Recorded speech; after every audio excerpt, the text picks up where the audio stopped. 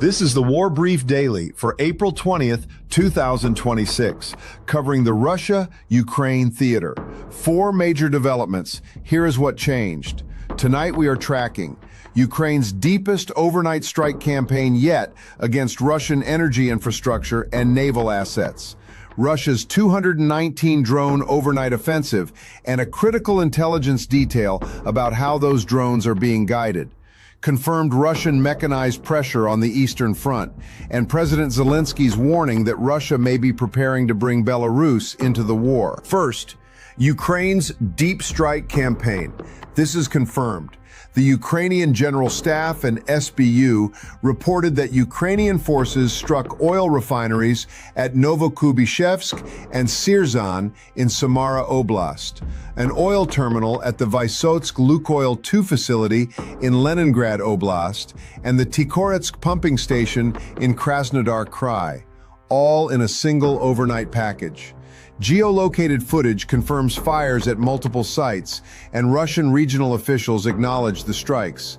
Separately, in Crimea, Ukraine struck 2 Ropucha-class Black Sea Fleet landing ships, the Yamal and the Azov, along with a Delphin communications system, an MY's M1 radar station, and fuel tanks near Sevastopol. The occupation governor himself confirmed the Sevastopol depot fire. Why this matters? These targets span 3 separate Russian federal subjects with some over 1,000 kilometers from the front. Leningrad Oblast borders St. Petersburg. Ukraine is now executing simultaneous precision strikes across the widest geographic spread of Russian territory since this war began. The Black Sea Fleet has now lost or had disabled at least 24 vessels since 2022.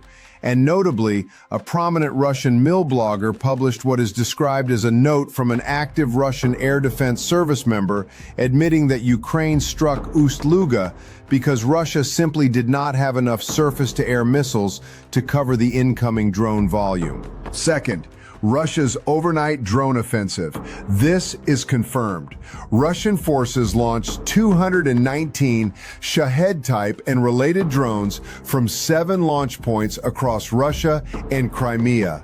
Ukrainian air defenses intercepted 190, an 87% intercept rate. Despite that, 28 drones hit 17 separate locations across Kharkiv, Sumy, Zaporizhia, Poltava, and Odessa oblasts. Critical infrastructure in Chernihiv Oblast was struck, cutting electrical power to 380,000 subscribers. Here is the intelligence detail that matters. Ukraine's named Ministry of Defense Technology advisor confirmed that every Shahed drone carries a SIM card from T2, a subsidiary of Russian state telecoms operator Rostelecom. Near Ukraine's borders with Belarus, Poland, and Romania, those cards roam on European carrier networks. Russia is actively exploiting NATO-adjacent civilian telecommunications infrastructure to guide offensive weapons. That has serious electronic warfare and policy implications for NATO partners.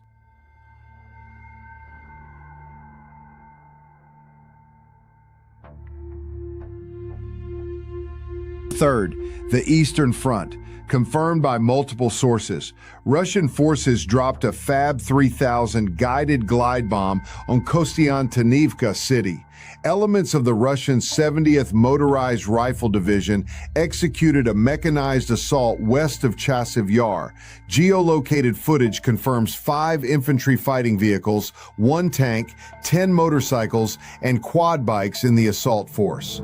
Ukrainian forces are reported to still hold positions on Chasiv Yar's western outskirts.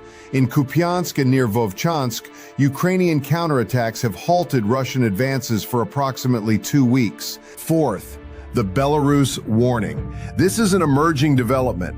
President Zelensky stated that Russia is positioning artillery along roads leading to the Belarusian border and warned that Russia may attempt to bring Belarus directly into the conflict.